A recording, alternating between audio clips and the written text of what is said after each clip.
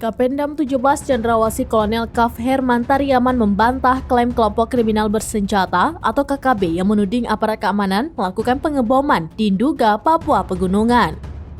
Menurut Herman, informasi mengenai pengeboman yang dilakukan TNI Polri itu tidaklah benar. Melalui press release yang diterima tribunpapua.com pada Kamis 27 April 2023, Herman menegaskan bahwa keselamatan pilot Susi Air, Kapten Philip Smart Martens, dan masyarakat setempat menjadi yang utama saat aparat melakukan operasi keamanan di Nduga. Ia juga menekankan bahwa tidak mungkin pihaknya melakukan pengeboman. Herman menuturkan aparat gabungan TNI Polri bekerja secara profesional dan terukur. Ia menilai KKB hanya memainkan narasi dan mengklaim menjadi korban atau playing victim. Lebih lanjut, Herman menyebut bahwa KKB lah yang kerap melakukan aksi kekerasan, mulai dari menyerang aparat keamanan hingga warga sipil. Ia berharap KKB segera membebaskan pilot Susi Air yang hingga saat ini masih mereka sandera.